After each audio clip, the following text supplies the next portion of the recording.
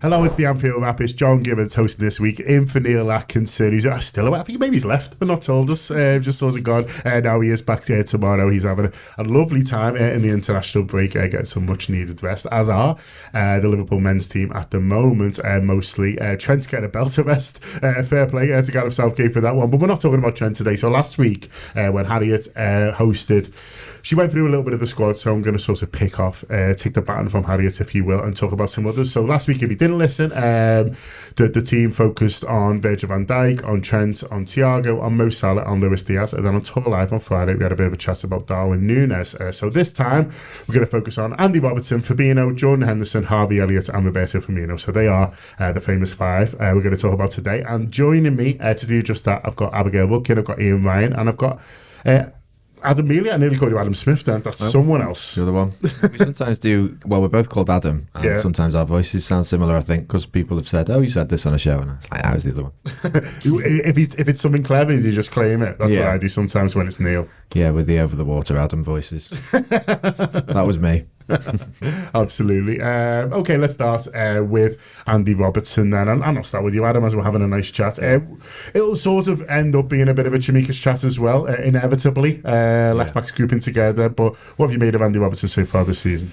Tired, in a word. I think he's looked at to be fair, the group that you've bunched together today, which I suppose are the ones left, there's a few of them where I would say they've looked a bit like the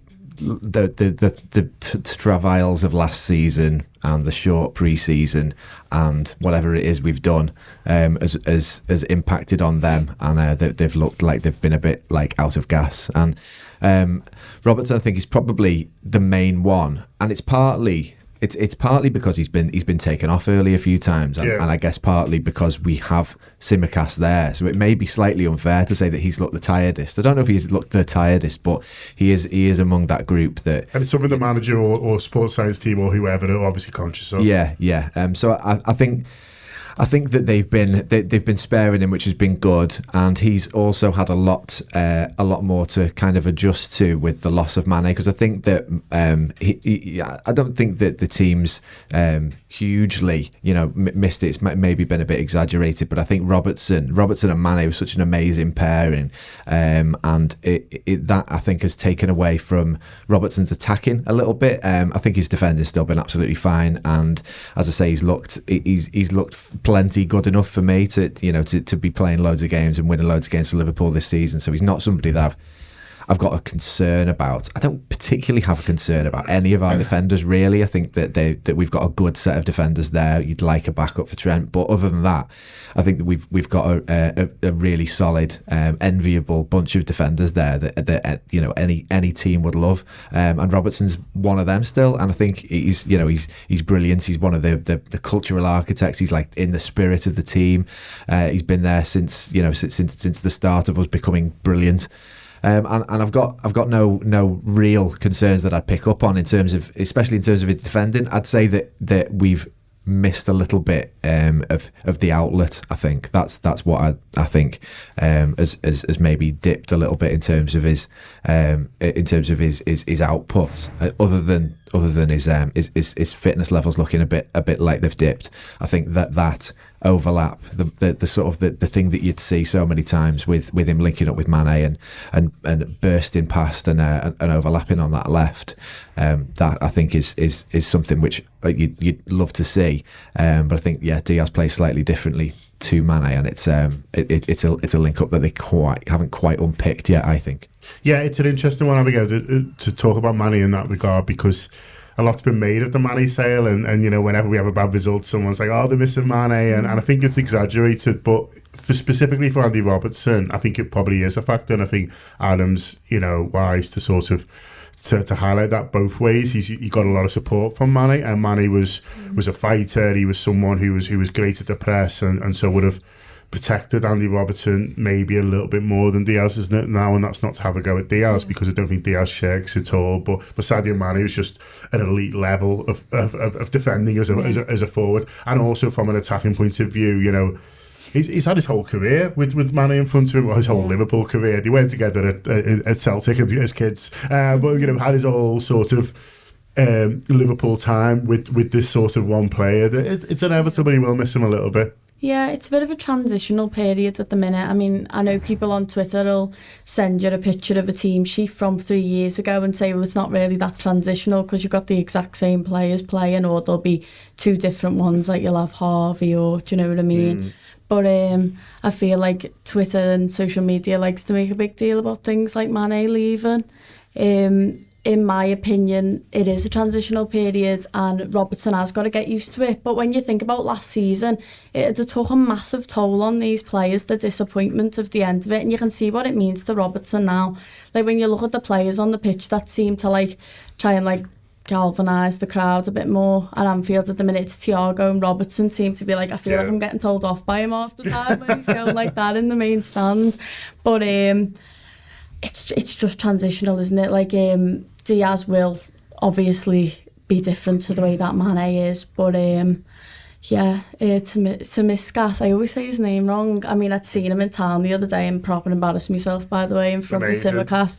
I went through the Q Park with my mum. I'll just go off on a tangent. No, I'm into it. Basically, he pulled up sunglasses, cap, looking dead cool, puts his window down, parks right next to me. I go, Tsimikas, and point right into his car window. He looked at me like, you are a weirdo. And when we walked away, my mum literally said to me, you've made a show of yourself there. So now, like, anytime I talk about Tsimikas, the image of him looking at me like, you are a show, just keeps coming into my head. But I lost my head when I saw me Paul Molly at the match last night, to be honest with you. Yeah, so it happens, doesn't it? My mum seen her walking down Molten Vale the other day and texted me like, just walk past me, Paul Molly. It's exciting, isn't it? Famous people. I know it is, definitely. But Tsimikas does a good impression of Robbo, doesn't he? Yeah. It feels like that's the side that I'm not really worried about.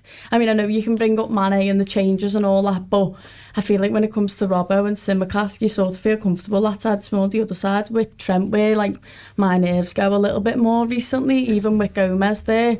But Tsimikas is doing a very good impression, if not bringing more. But I do, in my opinion, I still start Robbo, and I'd let like Tsimikas come on and make a difference if it's not happening for us, which a lot recently it hasn't been. I mean, 9-0 against Bournemouth sort of tricked me for a little minute, going, oh, we're back, we're sound, you know what I mean? But that Napoli game, I was in Disneyland Paris, so I was trying to watch it on my phone with the lights going off in front of me, so I feel like I can't really speak on that game that well. I've tried not to watch highlights of it. It's not one to watch back. It's not one to watch back. Like, my dad's texting me, like, what's Gomez doing all that? And I'm just like, you're stressing me out. I'm trying to enjoy the Disney lights. The one game I miss, like, it was a shocker, so it was probably worth to miss it. Yeah. But sorry, with me tangents again, I've just gone off on a big story. But yeah. In terms of tiredness, both Abba and Adam have brought it up there, Ian, and you know, listen, they played a lot of money and blah blah blah, but you know, I think with Randy Robertson, we need to remember not just how many minutes he plays for Liverpool, which is a lot. He's dependable. He's always out there. But last season, where we played every game possible, then he goes then and then does a week for Scotland where he's captain in this double header against Ukraine, which is to qualify for the World Cup, isn't it? Which is a big thing. In between, he had to book the DJ for the end of season part. You know what I mean? It's like he's Mr. Dependable. Do you know what I mean? He had a big year last year, and I think the Scotland stuff. I mean, I've brought it up on shows before, but I think it's a bit of being, it takes a lot out of him, as emotionally as well as physically. He's captain there. He's the biggest name, in the team, and a lot sort of. And I know he puts on a lot of his shoulders. It's not a shock, is it, if he is feeling a little bit jaded? No, I don't think it is. I think in terms of last season, I've not got the stats in front of me, but I think he plays probably less league games than I thought. I think it's around about 30, 31, something like that.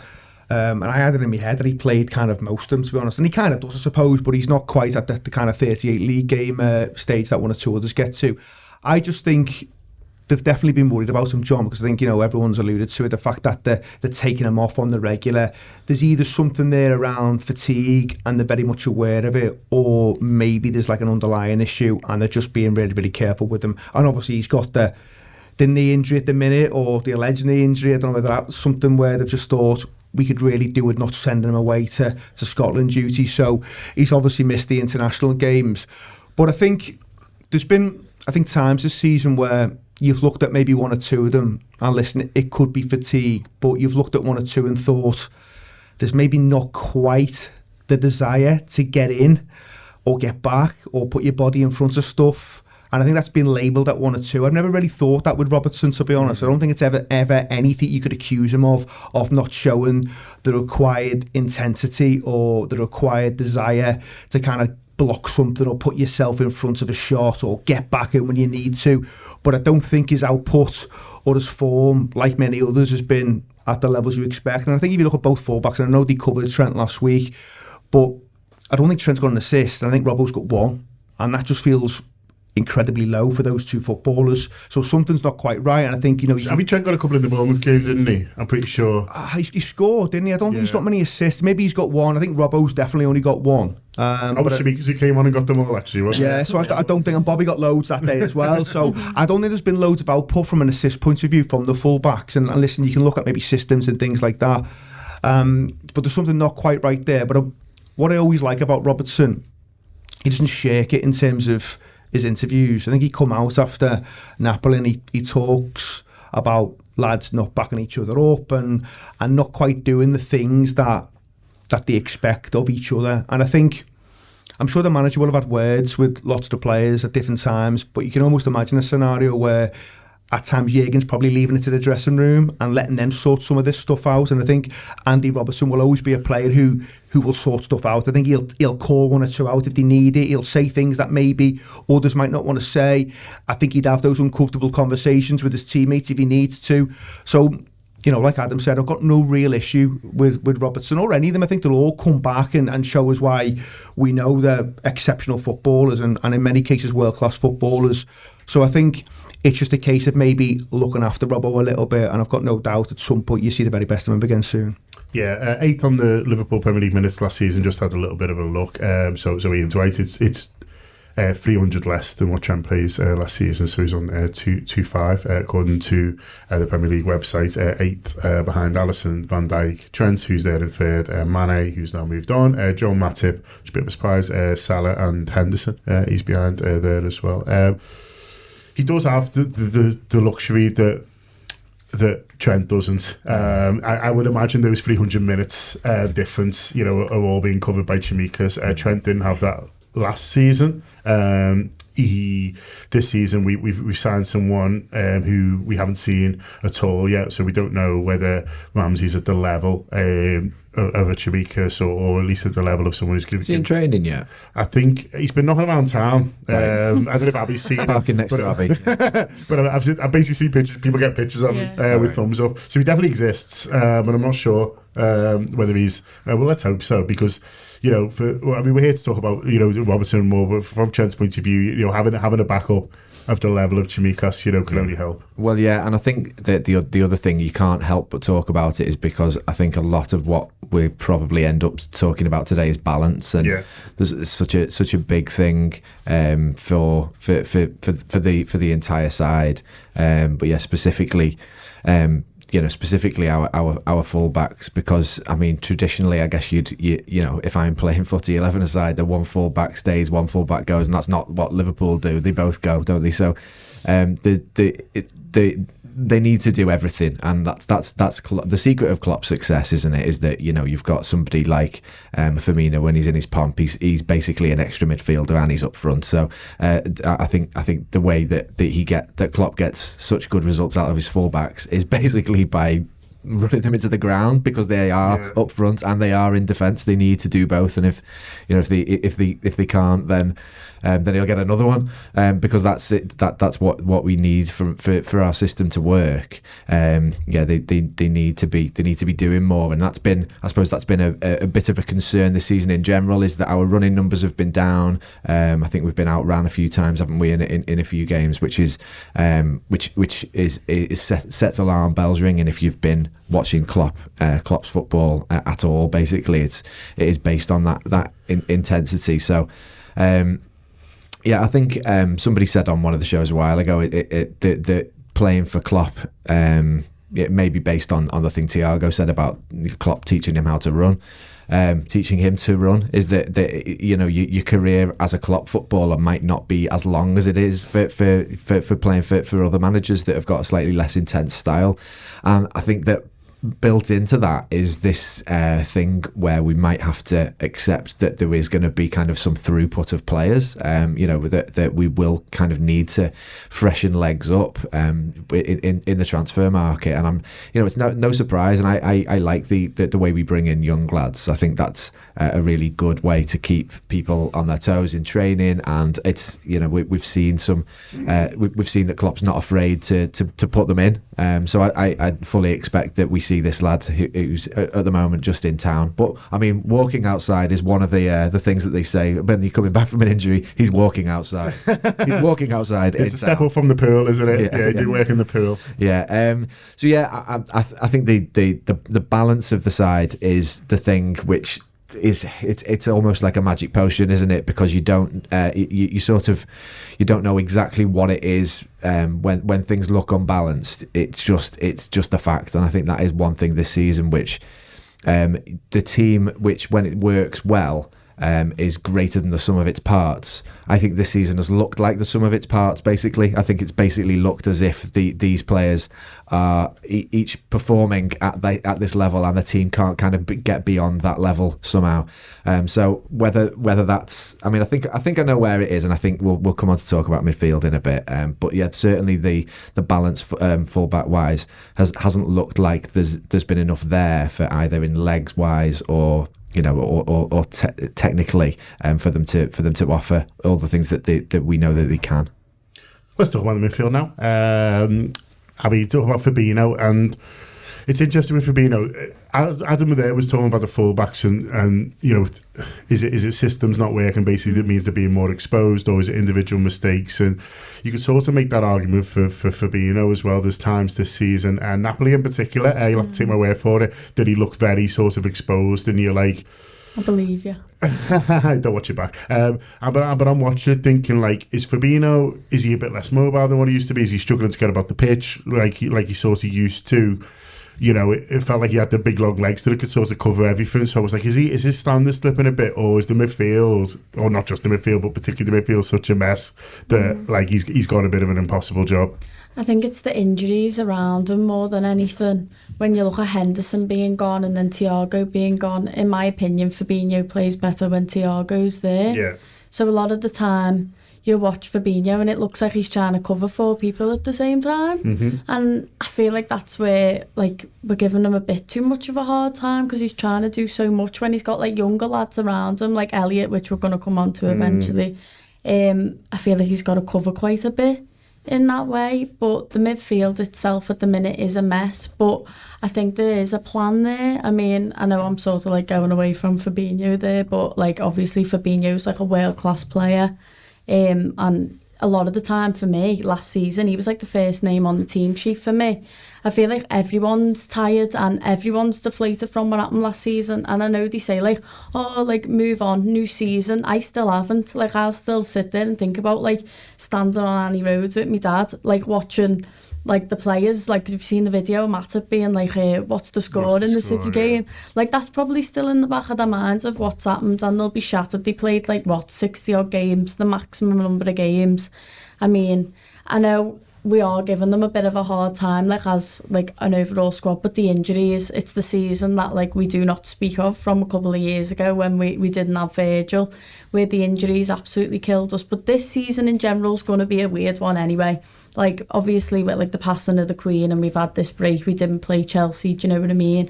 And then we've gone into the international break now, which if it was up to me there wouldn't be one, because I'm not really into international football. When it comes to international football, I'll check like how's Trent done, which he's not playing now, do you know what I mean? Big Veg scored though. Yeah, exactly. Nice. I'll check that. I'll check things like that.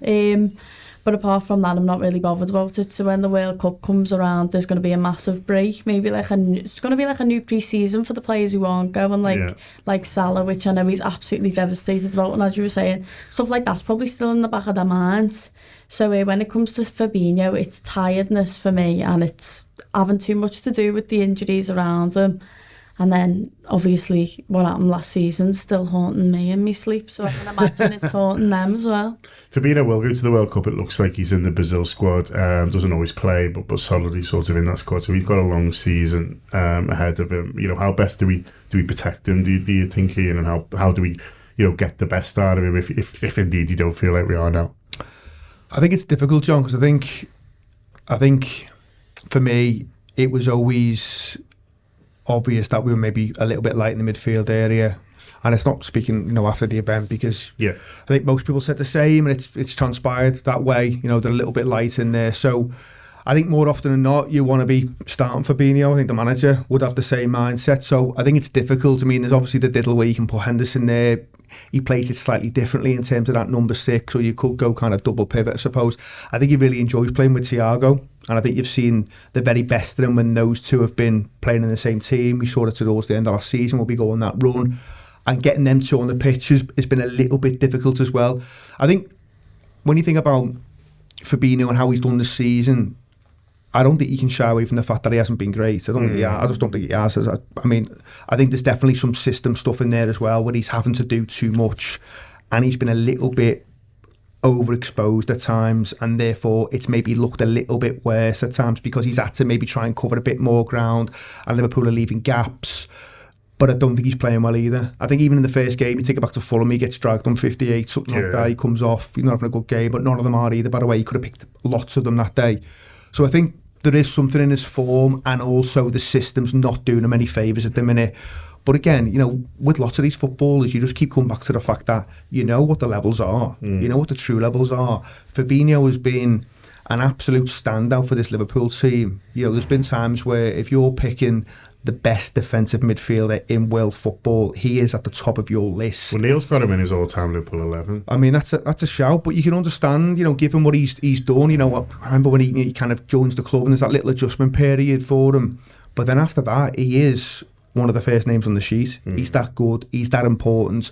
But I just think there's been signs this season where you can just see he's not quite at his best, where he does look a little bit leggy. And I think fatigue is maybe a thing for some of these midfielders, because one thing the manager asks of these players, and certainly in the middle of the park, it's to put in a massive shift. And the intensity has been there over a number of years now, and you can just see that maybe falling away a little bit. But when you keep asking these lads to go again and go again and go again, I think there is a tipping point for some of them. And I think in midfield you may be seeing that a little bit. But as I said before, I think if they look after him properly, and that's difficult because of the lack of numbers in there at times, but if they can look after him properly, and you hope he doesn't really feature too much for Brazil. I know he'll want to play, but from our point of view, if it's just training, which will obviously be intense, but if it's just training, not too many matches, you're hoping that he can come back and find that form that we know he's capable of, because there's no doubt about it, John. Liverpool are a far better team when Fabinho's at his absolute best. Yeah, I don't know how many minutes he's got in the week for Brazil. They play again Tuesday night. There isn't the travel this time, so that's a sort of positive. But it feels to me, Adam, he is going to be a really big player for us in this next period now, running up to the World Cup. The games are thick and fast. Like Ian says, if you can rotate a little bit, then you'd like to, between him and sort of Thiago and Henderson, just keep them all sort of as fresh as possible. But big games, you want him there. Absolutely, and he's the one, I think, which the manager will continually turn to in an almost apologetic way. I feel like sorry lad, it's another massive game, because that's the situation that we find ourselves, is that we've got a series of massive games. Every league game is an absolute must win, and Fabinho is the one where it feels like the weight, not that the weight of the world's on his shoulders, but everything kind of does fall on him and that position. He's the one where the midfield has been stripped of certain things, and I think that is it's obvious when you sort of see that at certain times this season, he's kind of being passed around, and it is the lack of balance and the lack of bodies has been the thing that has been exposing him. And I think probably certainly he looked better as soon as Thiago came back. Everybody looked better as soon as Thiago came back. So there's that. That is the positive, is that we are moving towards a place where it looks like we will have some more people to back him up. But I don't know. I to be honest, it's an alarm bell for me. That there's we're going to talk about Henderson and Elliott, and in different ways. There's just like alarm bells ringing where I think, just I suppose context wise, and I feel like I always talk about this, but maybe I don't, so I'm just going to talk about it now. The context is that when Wijnaldum left, we lost a massive amount of minutes. Yeah. I thought at the time, and I'm sure there's recordings of me saying it, that it was sort of borderline negligent not to replace him when he left, just based on the minutes, not based on kind of the quality of the player, which I think is debatable. And since he's left, has been definitely debatable. But the fact that we didn't get somebody in that could do some of those things and perform in a robust way and be available, it was at the time I thought gonna leg us up last season. As it turned out, last season we have a sort of borderline miraculous injury record for certain players. Matip is not midfielder. Henderson, Thiago, all are available more than they generally have been in their recent career, I would say, last season. And then so I think we saw. I mean, I hate to make it seem as if the club are daft, because I'm sure they're not. But it sort of lulls us into a false sense of security as a fan base, and I hope that it doesn't lull the club into a false sense of security where they think, oh well, we didn't actually need those minutes as much as we thought we were probably going to, with Gini going. And so that, as I say, I think it was borderline negligent not to replace him last summer. The fact that we haven't replaced him this summer is not borderline. It is negligent, I think, because it may be that the rest of the season passes without a hitch, injury wise, in that department. I think even if it does, it's still not great for me. It's still that there's gaps there, and there's things that I would like to do. And I think that with more permutations, with an extra person in there, an extra good player in there, we could already have more points on the board for me. Mm-hmm. So even if we do go the rest of the season with the same really, really good injury record that we had last season, which hasn't been the case so far, then I still think it was negligent. But I feel like there's an alarm bell ringing, which is that there's no reason to say we're through it. Injury wise, Abby mentioned it before, the season where everything goes to pot. It can't get any worse. It can't get any worse, exactly. And I feel like it felt like it was quite stop-start then too. I suppose it was maybe stop-start because of the kind of the context of the world of there was some fans allowed in, then they weren't, and then they were, and then they weren't. But I feel like that this season there's been little reminders of that season already this season, and I just think there's no, as I say, I think probably, as you've said, just that's the best way to put it, John. Just because you think it can't get any worse doesn't mean it can't. Yeah. It is a concern. I've got a low level alarm ringing all the time. Let's Jordan Henderson. Come on, let's get into it. I'll start with you, Abby. He's possibly the most divisive player we have. I have no idea where you sit on the Jordan Henderson scale. This is fun for new people. Let me know. I swing back and forth. I have an uncle who's very anti-Henderson, and then I have a dad. Yeah, but you do. Everyone does. Everyone's got an uncle knobhead anyway. You're probably listening to this now who she's speaking about. But then, like, my dad on the other scale has taught me very much loyalty to things. Like, I'm, like, even talking about, like, bringing Samiskas in instead of Robbo and all that, I'm so loyal to Robbo in my head that when it goes to like Henderson's agent and stuff, I know he's just done a documentary that's like Henderson's never finished and stuff, and in my mind he's not, but I think he'll eventually start to move into a bit more like a Milner role, less minutes and stuff. But at the minute, with the injuries that we've got, we sort of need him because like the whole midfield's made out of crisp and everyone just seems to be getting injured. But I know we're going to go on to Harvey, but like Harvey isn't Henderson, and Henderson is sort of like not like built for this, but because we have won the Premier League and the Champions League, with him as captain, like he sort of knows what he's doing. But last season, I just think everyone's absolutely knackered, and that's why the injuries are catching up on us. I wouldn't be surprised if last season, like I'm sure, didn't Thiago end up like getting, like before, was it the Champions League final or something? He got injections for pain, and well, he's basically like doing a session on the pitch before the final, isn't he, to see if he can play or not, which like just isn't ideal. Yeah, and I feel like right up to that game, like all the midfield was knackered and everyone was sort of in that situation, and Henderson's obviously pushed himself to the limits, and injuries are never good. obviously, like we know that from that season that we were talking about. But on the Henderson scale, I'd stick with him, but we need signings now. It's sort of like time for that transitional period. Like in January, I wouldn't mind signing like a Bellingham, which is probably never going to happen. But all that talk about sending Melu, is that how you say his name? Yeah. I think it is. Sending him back and stuff, I feel like that's a lie. I don't think Klopp's the type of person who brings someone in last day of like the transfer window at the last minute. Yeah. Like I thought, we're not signing anyone. I went to go and watch Chris Rock in the Echo Arena come out, and I was like, who the hell? Like I was literally like, what's going on here? Like I love it when stuff happens in mad situations. It's almost like harder to believe. Like, it just seems to happen to me. Like go to Disney, we lose to Napoli, and then like walk out to the Echo Arena and like we've signed Melu, which I never thought was going to happen. But I am a fan of Henderson. I need to like not listen to like me uncle who tries to like push he calls him the luckiest man alive, and I just don't agree. Like I like him, do you know what I mean? But yeah, I'm in the middle. I'm in the middle of sort of progressing past it, but he's an amazing captain. Do you know what I mean? Everything that he's done for us. But I feel like we're a whole team full of captains, like we really are. Like you look at Robbo, Virgil, like there's so many of them could be captain, like Thiago, obviously we were saying before, even Allison.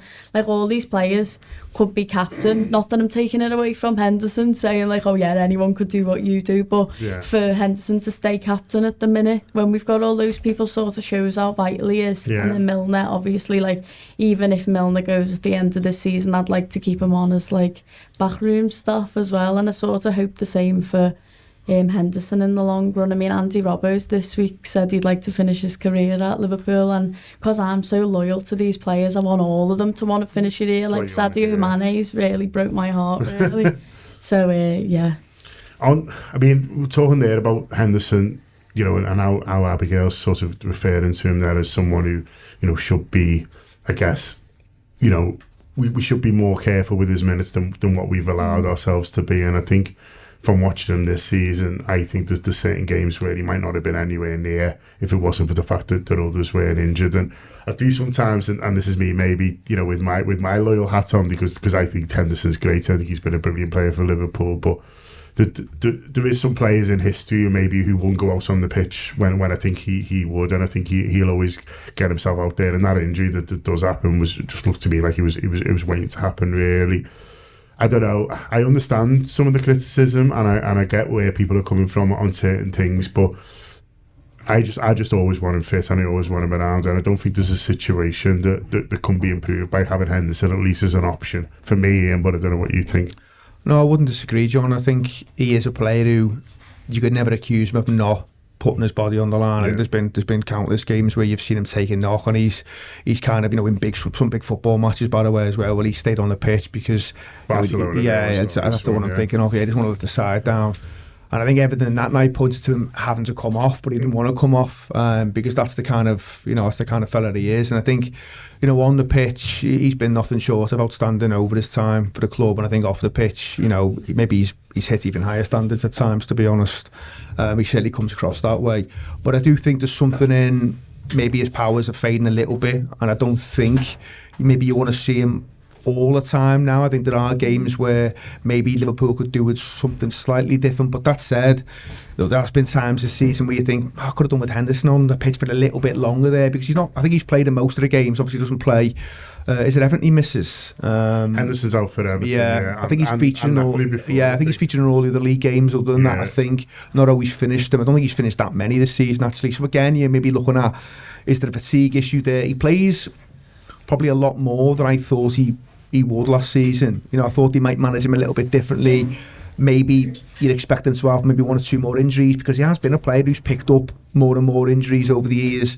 But he ends up playing a lot of football last season. I think he's more. Is it only Allison? Is it only Allison? Everyone apart from Allison, yeah. In terms of like numbers of appearances, I've got to be, I think, 7th on minutes in the Premier League. But in terms of number of appearances, he's number one for Klopp in his managerial career. Yeah, and I think actually last season he goes on and has a good season. I was a little bit concerned at the start of the season, and don't get me wrong, there are games where he performs really, really well, but I think there was a period at the beginning of the season where he just didn't look himself. And even though there were those kind of green shoots, I was thinking, I'm not quite sure about Henderson's level here. He doesn't quite look as influential. But that said, John, I keep coming back to what you just said at the beginning of this kind of segment. You want him in and around the place. You still want him as an option. I think he gives you loads off the pitch as well. And some people will sometimes dismiss that a little bit and kind of class it as a bit of a cheerleader role. It just isn't that. Anyone who's been in dressing rooms at any level knows that you've got to have those figures, you've got to have those people, standards. You've got to have people who set standards and set the tone, and you can see how much the manager relies on some of those players. And listen, they might not always be the most aesthetically pleasing on the eye. They might not get loads of goals, they might not get loads of assists, but the manager sees them performing a job and a function that's critical to this Liverpool team, and it's been critical to this Liverpool team across the success they've had. So that can't really be argued. But what I would say, at the age of maybe, what is he now, 31, comes to 32, something like that, I think Liverpool have to be looking at what comes next. Now, they've given him a big contract last year for 4 years, which, again, at the time I thought, not sure I would have given such a big contract at that age, given maybe some of the injuries. But maybe the manager's looked at it and gone, you know what, he's so important. He was so keen, wasn't he? He went kind of the extra mile. They need to get that done. So, I mean, you've got to back the manager on those decisions, I guess.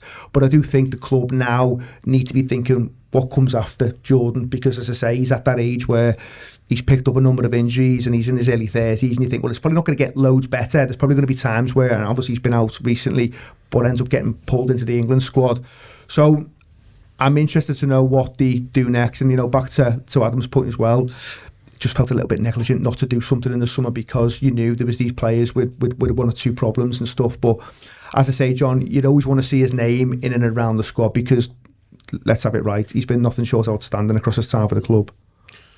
Where are you on the scale from Abby's uncle to Abby's dad? The famous Henderson scale that is used. I really like Henderson, and I feel a bit sorry for him in a similar way to a few players. I think that they've as you say, I think he's been playing with an injury, and it also falls foul of the same thing I was saying when we were talking about Firmino. Basically, we should have got another midfielder last summer, and then he would have played less minutes last summer, and the new midfielder could have bedded in, and then this summer Milner could have gone, Henderson could have become Milner.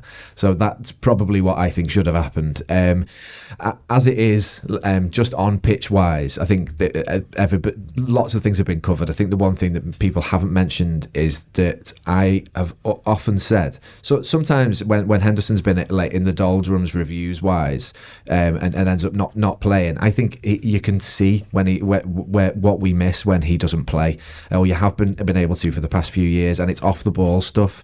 You can't see it on telly, and I sort of think that's why he gets a bit unfairly criticised by people that maybe aren't at the match. But he allows Trent to play. Trent's insane numbers of assists would not exist if it hadn't been for Henderson being on the pitch at the same time as him for the past few years. I think he allows Salah to play too. That trio that we've had on the right for the past few years has just been an incredible thing. And Henderson's the one who he's the workhorse of that side of the pitch, and I think he doesn't get the credit he deserves off the ball wise. I think he is slightly limited on the ball, and that's what there'll be clips of him trying to play an adventurous pass and it not working, which happens to every footballer. And I think we've had players in the past that get called crabs because they don't try adventurous passes. So I think he's no Thiago style technician, but I think he is certainly he's been good enough because he's backed it up with such an amazing off the ball, output, and the amount of ground he's covered, the number of positions he can drop into, and I think that this is where I'm sort of heading with this, is that having seen that for the past few years and thinking, without Henderson we've got no tempo, blah blah blah. I think this season I've thought that when he's been playing. Yeah. And that's my concern, really, is that we've, despite the fact of him being there more often than you maybe think, the things that he traditionally has offered have still kind of been lacking. Yeah, I take your point on that, because I remember, funny enough, not so much the Napoli game, which was a bigger disaster, but obviously the Merseyside derby, I was thinking, I wish we had Henderson out there today. But then I did think there's been plenty of the games where he has been, and this sort of stuff hasn't happened. What do you think about, and I think you could label it or level it at lots of them, they're making quite poor decisions at times, and certainly in the middle of the park. And you think back to the game at Old Trafford and Henderson's got a decision to make about what he does, you can just pull the lad down and cut that issue straight out, which I think leads to the second goal, and he doesn't do it. And there's other instances as well. I think there's one where maybe Trent and Fabinho can make different decisions against Crystal Palace, and they allow Eze just to wriggle free and play a ball. I'm just thinking they're not making the right decisions. So there's poor performances across the team at times, or certainly they're dropping below levels that you expect, but then their decision making as a team and then as individuals has just not been at the standard you expect. You would think that'll sort itself out, John, you know what I mean? You think that actually, you know, whether it's on the training pitch or whatever, or just lads just kind of refinding the form. I thought it again. was better in the Ajax game. He had like Thiago and Jota being on the pitch. Suddenly we had people who were making good decisions. Yeah, Thiago and I don't think you don't want to. You don't want to write players off because they can have a habit of just proving you wrong again. And these lads have got to the very top of the game. So sometimes you can think a player's done and dusted, and he just finds himself again, and he's able to come back, and he's able to kind of maybe do things slightly differently, but still be a force and still be of use to the team. So and Henderson's the ultimate example of that. You know, you talked before, Ian, that he didn't start last season that well, and I agree with you. But then that performance at Old Trafford and the one at Goodison, which are both before Christmas, are like, you know, when he does eventually retire, you know, when you look back at the best Henderson performances, those two are up there. So absolutely. he is that kind of player. Stick with you, Ian. Harvey Ellis. Yeah, I think there's been a lot of chat recently about Harvey Ellis, and I think it's been really interesting. You know, we touched on it a little bit on various kind of shows before games, and we did a midfield show as well. And I think he's a player who I think has performed to a pretty good standard as an individual. I don't think there's many games where you're thinking he's not done well, but I think there is this conversation around what he does to the balance of the team, and I think some of that is fair, because I think it's slightly altered the balance of the team. And when we talk about maybe people having to do a little bit more work in defensive areas, it's probably getting used to Harvey and how he's playing the role, as opposed to maybe how Jordan Henderson will play the role. And I think there has been games where you're thinking, could have done with Henderson there just to do a bit of covering, and some of the stuff Adam mentioned there about just getting back in. And listen, Harvey's a young lad, so and Jürgen knows his game, by the way, so it's not necessarily a criticism of him, because the manager's obviously trying to evolve the team a little bit, and we're playing in a slightly different way. I think the challenge for Elliott will be, if he's going to come into the team and he's not able to offer you, say, some of the protection that maybe others can, and listen, he might get to the point where he can do, because I say he's a very young footballer, but if he's not able to do some of that, then what people will look at, they'll look at output, and they'll look at things like goals, and they'll look at assists and things like that. And again, it's a very small sample, because we're only 6, 7, 8 games in, if you want to count the Champions League stuff as well. He's got the goal against Bournemouth, but I don't think he's got any assists. And I think if he's going to play in that role where he's maybe a little bit closer to the forward players, and he's looking like he's one who you're thinking he's going to have to affect it, maybe final third, then I think he's going to have to start backing up some of his displays that have been quite neat and tidy with numbers as well. And I think that's where it'll be interesting, because there's no doubt he's not quite at the level of say a Henderson in terms of allowing Trent to be a bit more free. But I think sometimes with some of this, people will always look at numbers and stuff. And I know, you know, we're not necessarily talking about Trent, but because his performances have been quite poor and he hasn't got quite the output as well as he normally has, people are more likely to go and look and maybe dig a little bit deeper into what he's doing defensively. And I think that's something Harvey's got to be aware of. You know, if it's not quite happening for him in the final third and he's not quite getting the assists or the goals and stuff, if he's going to play in that more advanced role, then you've got to see the stuff that's going back the other way as well. But I think Liverpool have got a very, very talented footballer on their hands. I think he will, for me, be a midfield. I don't think he's got quite the pace to operate in the forward line. And I think there was a debate maybe when he first came to the club, you know, where will he be? Where will his future be? I think it will be in a midfield role.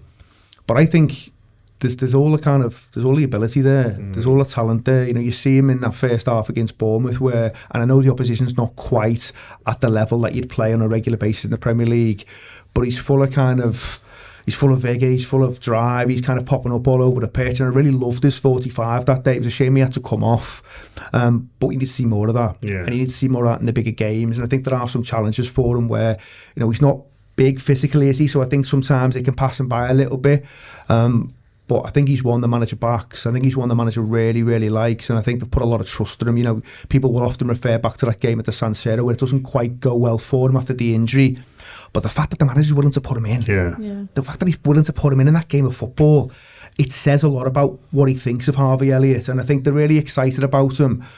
But I don't think Liverpool have quite got it right yet from a system point of view that allows him to flourish and allows the team to flourish as well. And that's something they've got to be looking at. Yeah, it's funny, isn't it, Abby? Because the last game against Ajax, he plays a little bit more withdrawn. And he's obviously, thinking about himself, I need to basically do a bit more midfieldery things when I'm playing in midfield, which shows his intelligence and shows he's conscious of the conversations going on around him. But I also thought it took a lot out of his game, out of his natural game. And so it is finding that combination, isn't it? And he is still a young lad, as Ian just says there. So this will come with time, as I think his output will as well, because that always happens to footballers. But we're in this situation now where if you're starting for Liverpool, we need a certain performance from him. So it's tough, isn't it? Because you need him doing certain things if he is going to play centre mid, but also you don't want to take away his natural game and what he is so good at. Yeah, I feel like the Ajax game was the one game where I thought he was all right, I thought average rating there, whereas before that he was probably the player that I was walking away from the games where we've struggled and I've gone, at least Harvey looked bright. Yeah. Do you know what I mean? Harvey was everywhere, like you were saying, at least Harvey looked like he was arsed, was basically what I was saying. And I know the conversation where everything keeps coming back to Trent and people acting like he didn't look like he was trying, and people will clip things up, but Harvey, you know what I mean? I could put a little compilation together myself of the start of this season of everything that he's done, but that Ajax game he was probably about a 5 for me. Probably he did look like he'd slowed down a bit, but no, his age as well that he's doing it. But when you think about before he picked up that injury, you could see Klopp was starting to have faith in him and started wanting to try and put him in a bit, but got to try and make sure that he stays fit as well. That's another thing. But he is. He's doing great. Just on him, John, as well. Sorry, Abby. No, go ahead. I was just going to say, just on him, they've got to be careful with his age as well. It's almost a little bit unfair sometimes that you feel like he's having to play. Yeah. And it comes back to some of the conversations we had at the start of the show, but he is so young, and we've all seen footballers who've been, overplayed at times at a young age, and I don't think this was one of my issues at the start of the season.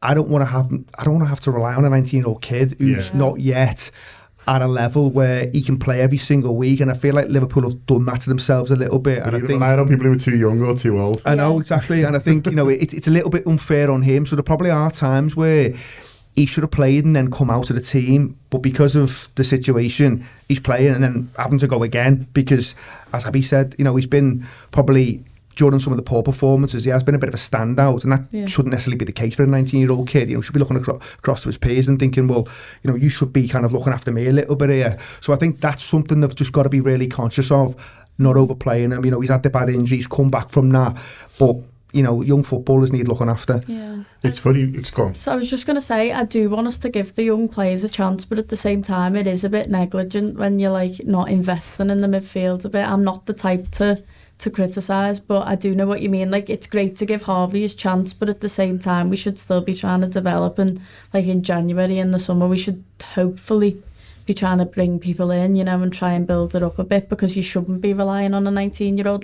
What was that tweet? I don't know whether it was Harvey or Carvalho, I can't remember which one's older, but it was Milner had been playing Premier League football before Harvey was born, or the same amount of time he's been alive, and then there was times where they were playing next to each other, and you just think if we're going to challenge for Premier League titles like Man City, we shouldn't have someone as old as Milner and someone as young as Harvey to rely on. Played with Bobby Clark's dad. Yeah. Maybe not the best. It's funny with when people come to work with the Anfield Wrap, I often warn them that it's a lot more boring than you think it is. Yeah. And when I look at Harvey Elliott, I sort of feel like that is this is all well and good. Centre midfield's quite dull, mate. Yeah. Maybe he used to watch some Gino Ronaldo videos. No, I was just thinking the same thing, John. Is that I'm not convinced that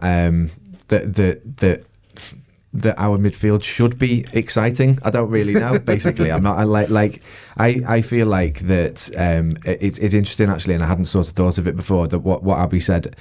Although I agree, he was one of our best performers in the early part of the season. It was during the games where I was mainly thinking, I didn't see much of Salah, and I think that this is... Yeah, well, Abby uses the word bright there, and I'm like, well, that's great, but maybe he just needs to be a bit duller sometimes. Yeah. And it's picking the opportunity, it's knowing the moments, and that comes with experience, you can't just hand them. I know, and I do think that we talked about it right at the start with Robertson, and I was saying I'll sort of come on to it later, because I think probably balance wise it is where he's playing, and I don't want to pick on him personally. I think that this position has been probably the issue, because my main thing that I'm saying that this season's been burning me head out is Salah not being involved, and so if we're taking things away from Salah to let Elliot develop, then that's upside down, isn't it, for me?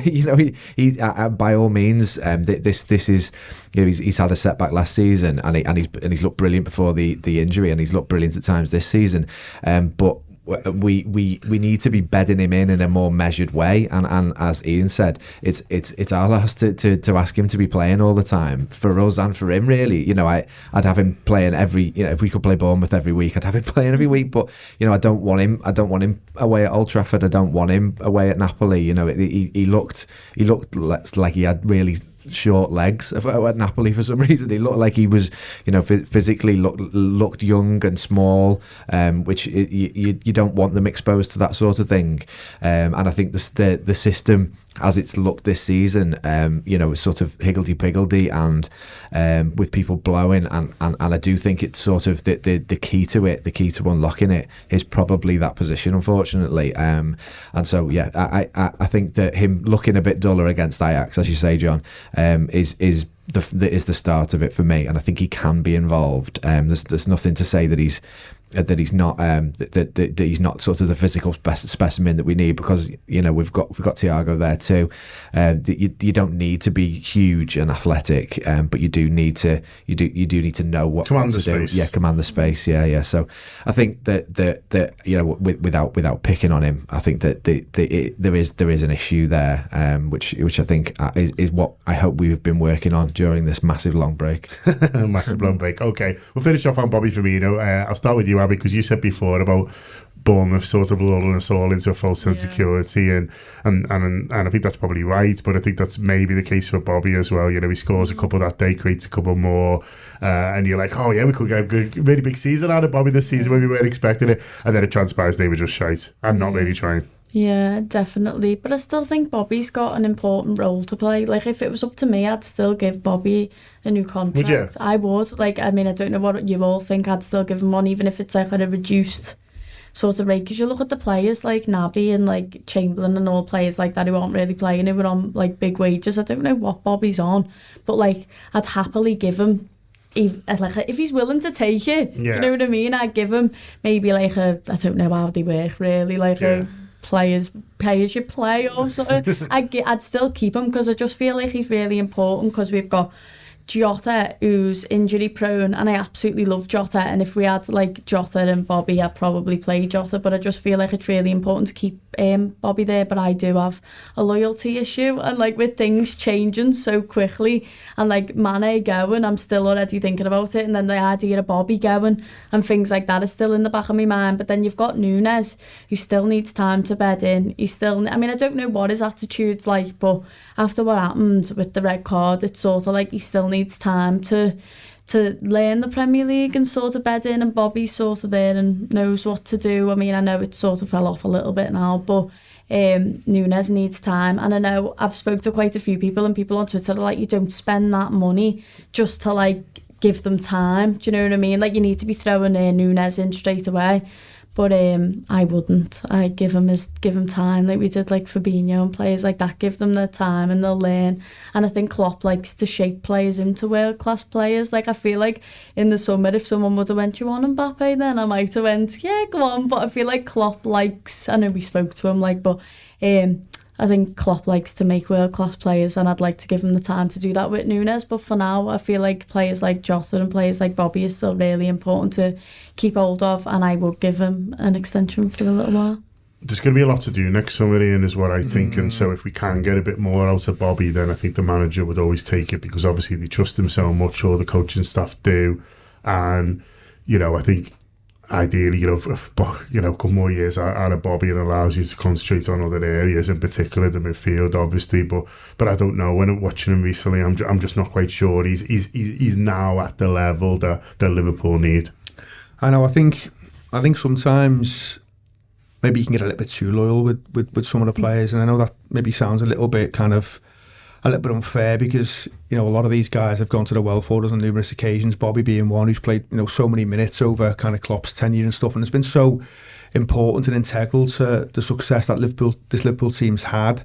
But I do think he's a fading force now, and I know he has the game against Bournemouth, and listen, he's been a world-class footballer, so there will always be games where he'll be able to just to kind of show those flashes again. So it's not to say that these players can't have good games again for Liverpool Football Club, because they will, but it's, can you deliver consistently when required, but also what's his attendance record going to be like? Because I think one of the things that's maybe held him back over maybe the last couple of years is maybe just missing more games than what he previously did. I don't think he's hit double figures, John, since 18-19. I think he gets 12, I think, league goals in that season, maybe 9 the season after, and then it's been kind of, you know, less and less. And listen, we know his output at his very best has been more than just goals, but I think if you're going to play up front for Liverpool as well, you have still got to contribute the numbers and stuff, and I don't think in recent times the goals and the assists have quite been at the level you want, but the performances haven't quite been at the level that you want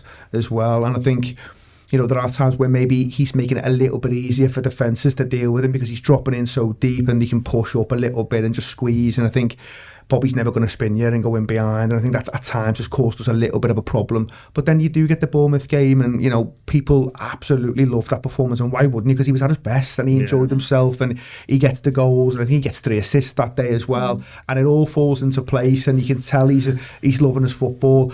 But unfortunately, you don't get to play Bournemouth every week. And it would so you know what, he's just about to set the manager. It would be amazing if you could, but you don't get to play them every week. And I think there's other teams who are far more able to manage him and look after him in a sense where he's not as kind of key to us as he once was. And I think that's a little bit of a problem.